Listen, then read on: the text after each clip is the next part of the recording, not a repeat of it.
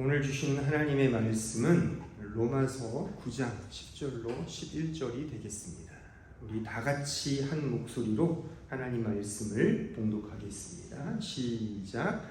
그뿐 아니라 또한 리브가가 우리 조상 이삭 한 사람으로 말미암아 임신하였는데 그 자식들이 아직 나지도 아니하고 무슨 선이나 악을 행하지 아니한 때에 택하심을 따라 되는 하나님의 뜻이 행위로 말미암지 않고 오직 부르시는 이로 말미암아 서게 하려 하사. 아멘.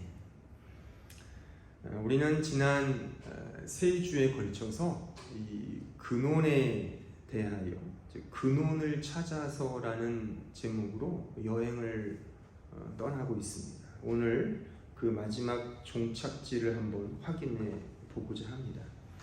먼저 우리가 인정해야 될 아주 중요한 사실은 인간은 누구나 자기 자신의 존재와 또한 이 세상의 존재 방식에 대한 많은 고민과 호기심과 또한 그것에 대한 탐구에 대한 열의를 가지고 있다는 사실입니다. 나는 어디서 와서 어디로 가는가? 또한 이 세상은 어떻게 조성되었고 어떤 근원을 갖고 있는가?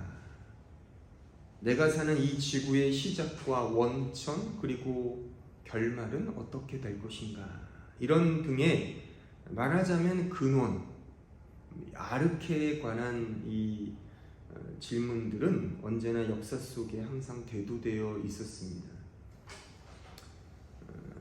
고대 그리스 철학자들부터 이러한 고민은 활자화된 글을 통해 그들의 구전을 통해 지금도 전해지고 있죠.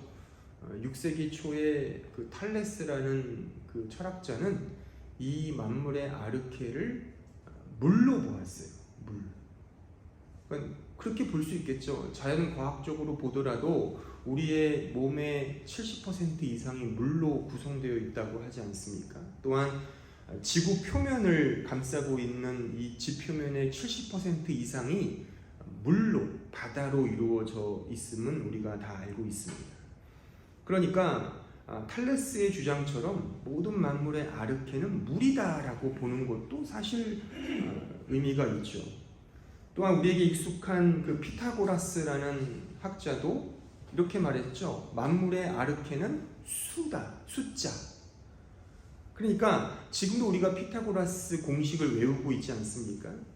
그러니까 수의 마력이라는 것은 그것의 아귀가 딱 들어맞는다는 그런 장점이 있죠. 그러니까 우리가 지금 이 디지털 시대에도 이진법을 쓰지 않습니까? 0과 1이라는 두 가지 수의 조합이 디지털 시대를 열었던 거 아니겠습니까? 그러니까 수로 보았던 이 피타고라스도 상당히 의미가 있다고 볼 수가 있죠. 헤라클레이토스 같은 철학자는 만물의 아르케를 불로 보았고, 또한 엠페도클레스라는 이 5세기경의 철학자는 나름 정리와 종합을 통해 4원소를 주창을 했죠. 물, 불, 흙, 공기가 이 만물의 아르케다라고 주장을 했습니다. 데모크리토스라는 사람은 만물의 아르케는 원자다. 그러니까 더 이상 쪼갤 수 없는 최소 원소 그 단위 원자를 이 사람이 이미 고대 시대에 그가 명명했다는 사실. 지금도 원자라는 말을 쓰잖아요. 물론 과학적 실험과 실증은 조금 다를지 모르지만 어쨌거나 이미 예전부터 이러한 명칭과 이러한 개념들을 정리했다는 사실이에요. 이 만물의 근원이 뭐냐를 모든 사람들은 다 이렇게 호기심과 열망 속에 연구했다는 사실이죠. 또한 마지막으로 플라톤이라는 철학자는 이 만물의 아르케를 이데아라는 그런 개념으로 설명했습니다. 이 외에도 수많은 사람들이 나름의 이해와 방식을 가지고 이 만물의 아르케, 근원에 대해서 자기 나름의 정의를 내렸습니다. 근데 제가 강조하고 싶은 건 뭐냐면 단순히 What is 아르케? 아르케가 뭐냐에 대한 이 백인백색할 답을 제가 설명해 드리려고 하는 것이 아니라 우리 인간의 본성과 본질 속에는 바로 이 아르케, 근원에 대한 그런 궁극적인 물음과 그것을 알고자 하는 본성이 있다는 사실입니다. 이게 본질적 현상이라는 거죠. 가령 여러분들이 왜, 그러니까 우리 사회가, 이 세상의 사회가 왜 부모를 공경하고 자녀를 잘 양육해야 되는지에 대한 이런 소위 도덕, 윤리를 가르칩니까? 저는 생각하기에 이것은, 그러니까 우리가 혈육에 집착하는 이유는 말하자면 근원에 대한 집착이라고 생각을 합니다. 그러니까 나는 부모로부터 생성된 존재지. 그러니까 내 근원이 가시적으로 부모지 않습니까? 그러니까 부모에 대한 그 감각을 통해 내 근원이 부모로부터 왔구나를 이해한단 말입니다. 또한 내가 자식을 낳아요. 나를 닮은 내 성격을 전수받은 이 자녀를 보면서 나의 존재의 새로운 창조성을 우리가 이해한단 말입니다. 그걸 통해서 인간이 본성적으로 내 자신의 근원 찾기를 부모나 자식을 통해 구현한다는 것이죠. 그래서 이 세상에 있는 모든 사람들은 어쨌거나 본성적으로 혈육에 집착하게 된다는 겁니다. 이게 제 생각으로는 바로 근원을 찾고자 하는 그런 집착과 매우 유사하다라고 저는 말하고 싶은 겁니다. 또한 인간이 가장 호기심을 가지고 탐구하고자 하는, 그래서 가장 두렵고 겁내하는 영역이 죽음이죠. 그러니까 죽음도 근원에 대한 역설적 현상이라고 볼 수 있습니다.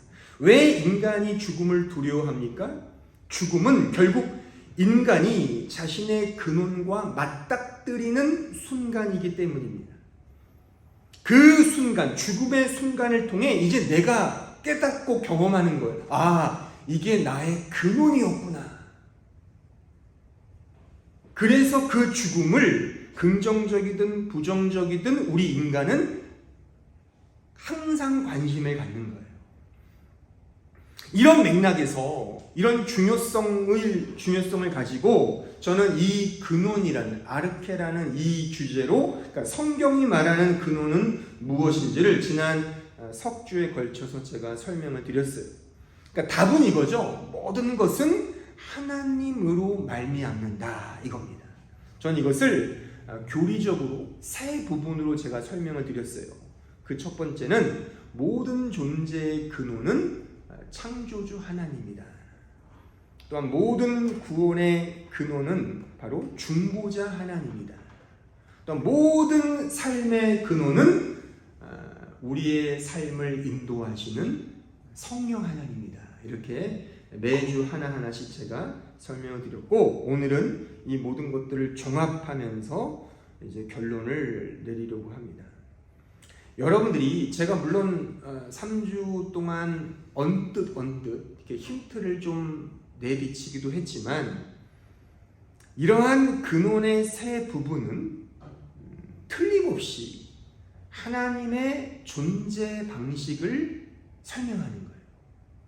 그러니까 이 세 양상은 결국 하나님은 이런 존재다라고 하는 사실을 우리에게 보여준다는 겁니다. 창조주 하나님, 중보자 하나님, 인도자 하나님, 성부, 성자, 성령, 즉 삼위 하나님. 하나님은 삼위일체의 존재 방식으로 존재하신다는 사실을 우리에게 보여준다는 거예요. 그러니까 근원을 찾아서 떠나온 이 여행을 통해 우리는 모든 존재와 구원과 삶의 근원은 바로 이런 하나님, 이 하나님의 존재 방식, 존재 양식을 리플렉션, 반영한다라고 말할 수가 있어요. 그러니까 이것을 뒤집어 말하면 이 세상에 있는 모든 존재와 이 세상의 구원을 제가 행복이라고 그랬잖아요. 우리 인간은 다 행복을 추구하잖아요. 이게 구원이란 말입니다.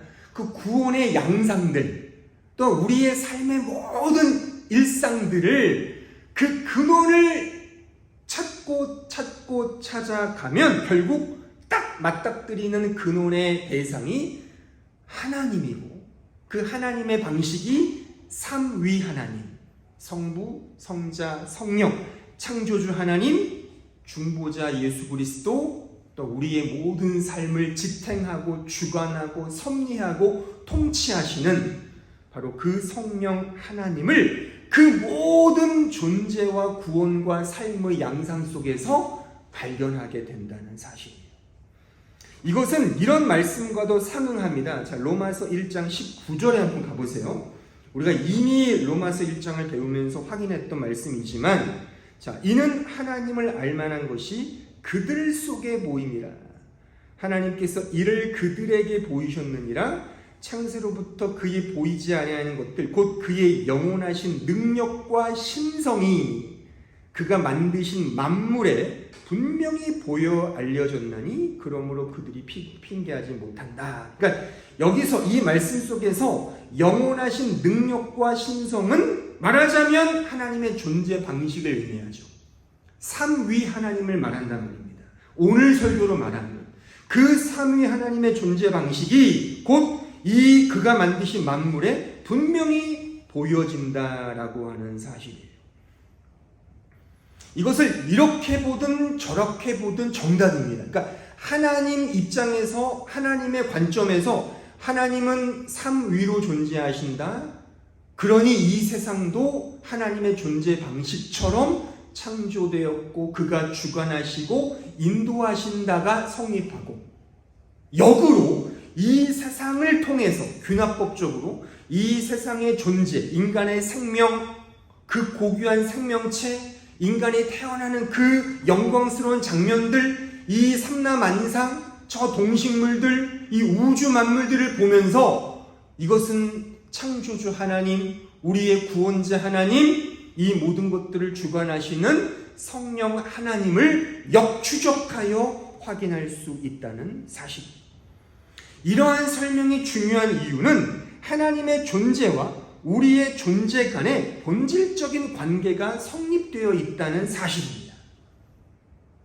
하나님의 존재와 우리의 존재 간에 본질적인 관계가 성립되어 있어요. 이런 점에서 하나님을 알면 우리 자신, 우리의 존재, 이 세상의 존재를 알 수 있고, 또한 이 세상의 존재를 정확하게 알면 동시에 하나님을 알 수 있게 된다는 겁니다.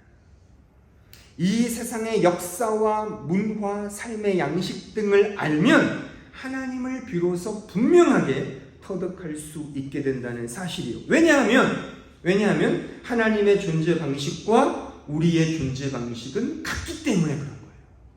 왜? 하나님의 존재 방식의 리플렉션이 이 세상의 존재 방식이기 때문이에요. 그러니까 나란 존재를 봐도 하나님을 이해할 수 있고, 이 세상의 자연 만물을 봐도 하나님을 알 수 있다는 사실이에요. 굉장히 중요한 그런 성경의 가르침입니다. 그러니까 이 세상의 모든 존재는 다 하나님의 존재의 리플렉션, 반영이다라는 이 말을 꼭 기억하셔야 돼요. 이것을 조금 어려운 교리적 용어로 말하면 이런 하나님의 존재 방식을 경륜적 삼위일체라고 말을 해요. 교리학자들은 경륜은 하나님이 행동하신다는 거예요. 하나님의 경륜, 하나님의 일하심, 그 일하심에 이 반영된 이 사물들을 통해 하나님의 하나님 되심이 드러난다 이겁니다. 그 하나님의 행동, 그 자유로우신 행동이 우리가 이해하는 이 세상의 근원이라는 거예요. 근데 그 근원이 세 가지 양식으로 드러나는데 그게 성부, 성자, 성령이라는 거예요. 그래서 하나님은 성부, 성자, 성령으로 계시는 거예요. 그러니까 진짜 하나님의 성부, 성자, 성령으로 계시는지 우리는 몰라요. 어떻게 하나님의 존재를 우리가 다 알 수 있겠습니까? 모르지만 이제 우리를 위해서 하나님이 맞추셔서 알려주신 방식이 이런 거라는 거예요. 경륜적 삼위일체 방식을 통해서 우리가 살아가는 이 세상을 보니까 쉽게 말해서 3등분이 되는 거예요. 존재, 우리의 행복, 목표, 우리의 삶의 모든 방식들. 이 존재가 하나님의 창조구나. 우리의 행복과 구원도 하나님께 있구나. 또한 우리의 삶의 모든 일거수일투족이 다 하나님의 간섭과 인도로 되어지는구나. 아, 성령 하나님의 간섭이고 그의 열매구나. 그래서 떨어지는 결과가 삼위일체 하나님. 그래서 그 경륜적 하나님의 일하심의 그 근원이 바로 우리의 존재와 우리의 구원, 행복과 우리의 삶의 근원이다라고 말하는 겁니다. 우리는 하나님 되심을 그 자체로 알 수가 없어요. 자, 요한복음 21장 25절 보세요. 예수께서 행하신 일이 이 외에도 많으니 만일 낱낱이 기록된다면 이 세상이라도 그 기록된 책을 두기에 부족하다 이거죠. 그러니까 심지어 예수님께서 이 세상에 사시면서 3년 공생애를 생활하셨잖아요. 그의 행적을 기록하는 것도 너무 많아서 기록할 수 없다는 말씀인데, 하물며 이것도 이러한데 하나님의 존재를 우리가 글로 표현하고 말로 구전하고 이해할 수 있다? 이건 결단코 불가능합니다. 그러니까 하나님의 존재를 존재 그대로 안다는 것은 불가능해요. 그래서 하나님을 진짜 만났다, 이렇게 직통으로 계시다, 그건 다 구라인 거죠. 이건 다 약장수가 약 팔기 위해서 구라치는 것과 똑같습니다. 그거는 믿을 수 없는 성경의 정확한 진단입니다. 다만 우리는 이 기록된 성경의 계시와, 그러니까 활자화된, 그러니까 이해할 수 있잖아요. 하나님 이렇게 우리에게 맞춰주신 거예요. 우리의 수준을 아시기 때문에. 또한 우리가 지금 살아가는 이 세상의 존재 방식과 우리가 추구하는 어떤 목표들 있잖아요. 행복, 구원이란 말이에요. 그런 것들을 추구해보고 또 우리의 삶의 모든 일거수일투족들을 쫓아가다 보면 떨어지는 결론이 하나님이 이런 분이구나를 알 수 있다는 거예요. 물론 여기에서 조금 이 부분과 하나님이 얼마나 매치되느냐에 대한 의견은 참 논쟁이 많아요. 완전히 같다라고 말하는 사람도 있고, 그러니까 이 성경에서 말하는 이 성경의 하나님이 그냥 하나님이야, 그렇게 말하는 분도 있고, 하나의 비유지 않겠냐, 비유, 우리가 이해할 수 있는 그런 하나님이지 어떻게 하나님이 이 글자로 다 나타낼 수 있겠냐라고 이렇게 좀 여지를 두는, 그러니까 이게 우리 이 개혁주의 안에서도, 이게 좀 정상적인 교단 안에서도 의견이 조금씩 다릅니다. 근데 중요한 것은 어쨌든 간에 우리가 이해하는 방식으로 하나님이 이렇게 말씀해 주셨다는 데에 의미가 있는 거죠. 이것을 경륜적, 하나님이 자유롭게 행동하시는 이 삼라만상을 통해 하나님의 하나님 되심을 알 수 있다는 거예요. 그래서 이런 결론을 하나 내릴 수 있어요. 진정한 아르케는 뭐냐? 바로 하나님의 자유로우신 행위라고 말할 수 있어요. 그가 펼쳐 보이시는 그의 경륜, 그의 행동, 그의 나타나심이 곧 우리가 맞닥뜨리는 이 모든 아르케의 근원이다라고 말할 수 있는 겁니다. 하나님은 창조주로서 우리 존재를 만드셨어요. 우리 존재의 근원은 하나님입니다. 우리를 만드신 하나님의 창조 행위가 근원인 거예요. 하나님의 창조 행위, 이 말을 기억하세요. 하나님의 창조 행위가 우리의 존재의 근원이다. 두 번째, 하나님은 중보자로서 우리를 구원하셨죠. 그 구원 행위, 예수 그리스도, 하나님의 아들, 독생자, 그 하나님이 인간으로 오시는 행위, 우리를 위해 십자가를 지시고 죽으시고 부활하시는 그 구속 행위가 우리의 구원의 근원인 거예요. 우리의 삶의 목적, 행복의 근원인 거예요. 그러니까 제가 지난 시간에 진정한 행복은 그래서 구원에 있다 그랬잖아요. 그러니까 구원을 모르는 사람에게 진정한 행복은 언다한 행심이다. 그렇게 좀 꼬집어서 말할 수 있습니다. 어쨌든 하나님의 구속 행위가 우리의 구원의 근원이다. 창조 행위가 우리 존재의 근원, 구속 행위, 구원 행위가 우리의 구원의 근원이다. 세 번째, 하나님은 구원자로서 우리의 삶을 인도하십니다. 어거하십니다. 통치하십니다. 섭리하십니다. 지배하십니다. 우리를 만나주시고 우리를 품어주시고 우리의 삶을 인도하시죠. 지금 여기서 말이죠. 그 하나님의 인도하신 행위가 우리의 삶의 근원인 거예요. 우리가 살아가는 삶의 모든 정황들을 보면서 우리는 이걸 고백하는 거죠. 아, 하나님이 지금 간섭하고 계시는구나. 나를 품고 계시고 나의 삶을 어거하시며 지도하시며 인도하시는구나. 그 하나님의 행위를 통해 우리의 삶의 근원은 하나님, 특별히 성령 하나님임을 우리는 고백하게 된다는 거예요. 지금 설명한 이 세 가지를 좀 다른 각도에서 설명해 보면 이렇게도 설명할 수 있어요. 하나님의 존재 양식이 우리의 존재 양식의 리플렉션, 투영되었죠. 따라서 우리의 존재를 통해 창조주 하나님을 볼 수 있는 거예요. 자, 말씀을 볼까요? 우리 사도행전 17장 28절 보세요.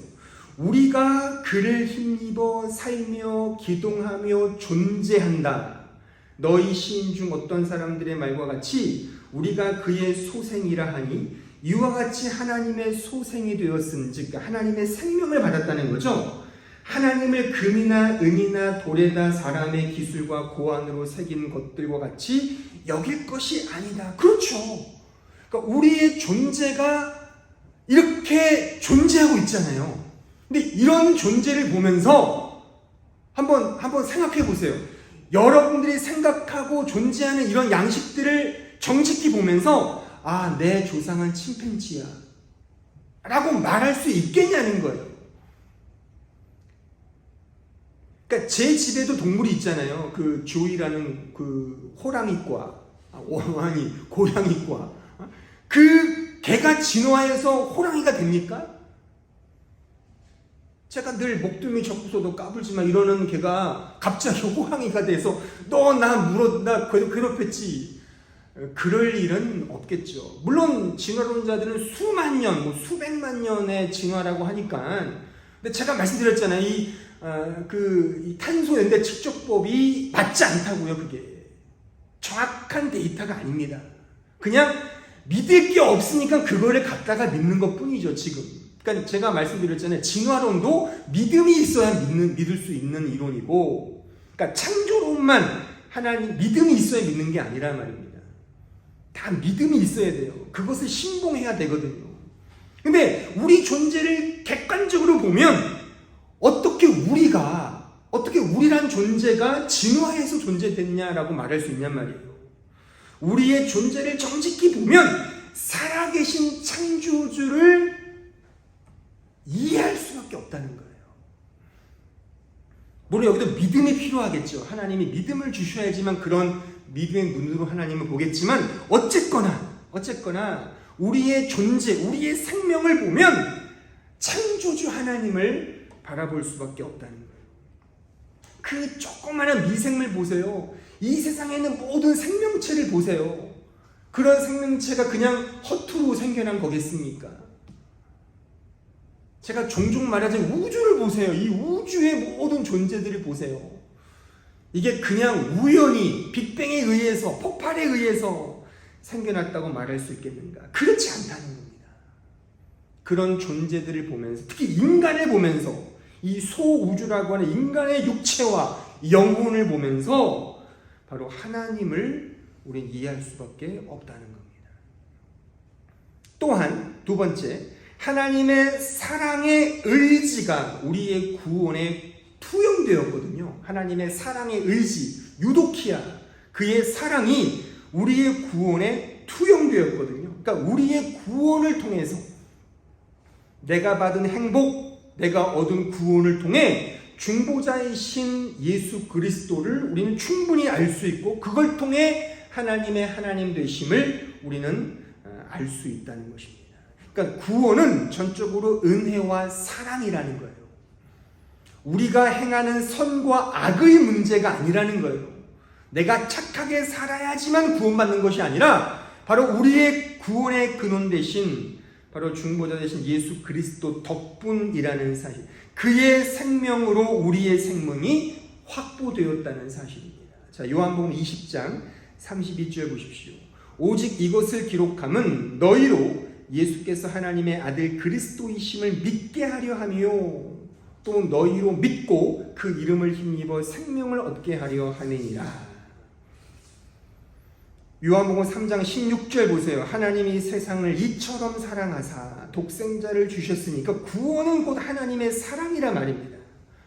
이는 그를 믿는 자마다 멸망하지 않고 영생을 얻게 하려 하심이라. 하나님이 그 아들을 세상에 보내신 것은 세상을 심판하려 하심이 아니요 그로 말미암아 세상이 구원을 받게 하려 하심이라. 왜요?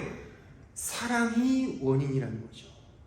구원은 하나님의 사랑과 은혜라고 하는 그 사랑의 의지가 중보자 예수 그리스도의 십자가 행위로 이 역사 속에 드러났잖아요.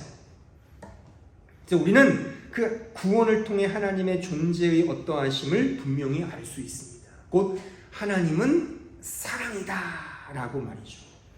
우리의 구원은 사랑과 은혜라고 하는 사실이죠. 그걸 통해, 우리의 구원을 통해 하나님의 사랑, 그 사랑의 결정판인 십자가를 우리는 바라볼 수 있게 된다는 것이죠. 또한 내가 잘나서 구원받는 것이 아니라 하나님이 하셨구나를 알 수 있는 거죠. 그러니까 진정한 구원을 얻은 자, 진정한 행복을 얻은 자는 바로 이런 하나님, 이런 사랑과 은혜의 하나님에게 갈 수밖에 없다는 것입니다. 세 번째, 하나님의 인도하심의 역사가, 그의 일하심이 우리의 삶에 투영되었습니다. 따라서 우리의 전 삶을 통해 우리의 삶을 주관하시고 인도하시고 간섭하시고 통치하시는 그 하나님을 알 수 있다는 사실. 우리의 삶 속에 하나님의 성품과 그의 성향이 드러난다는 말이기도 하죠. 즉 우리의 삶 속에 가장 추구하는 게 뭐예요? 사랑과 뭐 이런 거잖아요. 우리가 사랑하고 서로 평화롭게 살고 서로 참고 인내하는 이런, 소위 말해서 이런 성품들은 결국 하나님의 인도와 하나님의 간섭의 결과라는 것이죠. 그러한 삶의 열매들을 통해 지금 나를 붙들고 인도하시는 하나님을 우리는 경험하게 된다는 겁니다. 갈라디아서 5장 22절 보세요. 오직 성령의 열매는 사랑과 희락과 화평과 오래 참음과 자비와 양선과 충성과 온유와 절제니 이 같은 것을 금지할 법이 없다. 그러니까 성령의 열매잖아요. 이 열매는 우리가 1차적으로 내가 노력해서 얻는다는 그런 맥락보다는 성령 하나님께서 맺어주시는 열매란 말입니다. 그러니까 이 열매들을 통해 성령께서 간섭하고 있구나를 우리는 확인할 수 있다는 거예요. 그러니까 여러분들이 서로 사랑하는 그 사랑의 삶을 통해 하나님이 지금 나에게 이런 마음과 이런 길로 인도하시는구나를 알면 하나님을 안다는 겁니다. 우리가 평화를 원하잖아요. 싸우는 걸 원하지 않잖아요. 물론 싸움과 죄와 이런 걸 통해서도 하나님이 드러나긴 하지만 그거는 차치하고 이런 성령의 열매를 통해 이 성령의 열매의 근원은 바로 하나님이다라고 하는 사실을 우리는 알 수 있고, 바로 하나님께서 인도하시는 증거구나를 우리의 삶을 통해 균합법적으로 하나님께로 갈 수 있다는 겁니다. 그래서 우리의 삶의 근원은, 우리의 삶의 아르케는 바로 하나님, 특별히 우리의 삶에 찾아와서 품어주시고 인도하시는 그 따스러운 성령 하나님이다라고 결론을 맺는 거예요. 그래서 성부, 성자, 성령인 거죠. 우리의 존재와 우리의 구원과 우리의 삶의 근원은 창조주 하나님, 중보자 하나님, 인도자 하나님, 성부, 성자, 성령 삼위일체의 경륜적 역사 속에서 드러난 그 하나님의 자유로우신 행동이 곧 우리의 모든 존재와 구원과 삶의 아르케다라고 말할 수가 있는 거예요. 여기서도 그래서 삼위일체 하나님이 나오는 거예요. 삼위일체란 교리는 어떤 의미에서 추상적이거나 철학적이거나 이론적이거나 사변적인 교리가 아니에요. 매우 실제적이고 실천적이고 역동적이고 그래서 우리가 가질 수 있는 적용적인 그런 의미가 이런 경륜적 삼위일체의 교리인 것입니다. 즉 다시 말하면 하나님의 자유로우신 행위라고 말할 수 있어요. 오늘 제가 설교한 내용들을 잘 기억하셔야만 9장, 10장, 11장에 여러분들이 전혀 이해하지 못하는 내용들이 이제 받아들일 수 있을 거예요. 굉장히 논쟁이 되는 부분이 이 부분이거든요. 제가 로마서 9장을 시작하면서 하나님의 신정론이니 하나님이 어떻게 악을 행하게 할 수 있느니 이런 식의 논란이 많거든요. 지금의 우크라이나 전쟁도 어떻게 하나님이 저런 전쟁을 방관할 수 있어? 하나님은 선하시다는데 어떻게 악을 징벌하지 않으셔? 왜 나에게 고난과 고통을 주시는 거야? 단순히 모든 종교와 모든 철학이 말하듯이 젊어서 고생은 사서도 한다더라. 그런 고생을 통해 더 고진감래라는 게 있잖아. 하나님도 더 큰 걸 주시려고 그렇게 고난을 주시는 거야 라고 말하는 정도란 말이죠. 저도 그런 얘기 많이 해요. 우리의 성화를 위해서, 나의 성화를 위해 가족을 주시고 나의 성화를 위해 이렇게 말도 안 되는 직장과 어려운 환경을 주시는 거야. 이걸 잘 이기고 극복하면 결국에 환난은 인내는 연단은 승리를 얻게 되는 거야. 이렇게 소위 우리의 성화적 측면에서 고난을 이해하는데 그런 개념보다 훨씬 더 높은 경지에, 경지라면 좀 웃기지만 그런 내용들이 9장, 10장, 11장에 기록되어 있다는 거예요. 근데 핵심은 뭐냐? 하나님의 자유라는 거예요. 제가 9장을 시작하면서 말씀드렸잖아요. 이 모든 게 하나님의 주권적인 자유에 속하는 거지 우리의 자유가 아니라는 거예요. 근데 우리는 자꾸만 홍익 인간이니 내 중심적으로 모든 사물을 보는 어릴 때부터 그런 과학적이고 균학법적인 그런 학습 태도를 배워서인지 몰라도 자꾸만 내 입장에서 하나님을 보려고 그래요. 근데 그런 시각을 좀 교정할 필요가 있어요. 그러니까 패러다임 쉬프트를 하셔야 되는 거죠. 하나님도 자유로운 존재거든요. 우리가 알 수 없지만 그의 자유로운 행위가 이 세상을 만들었다는 거예요.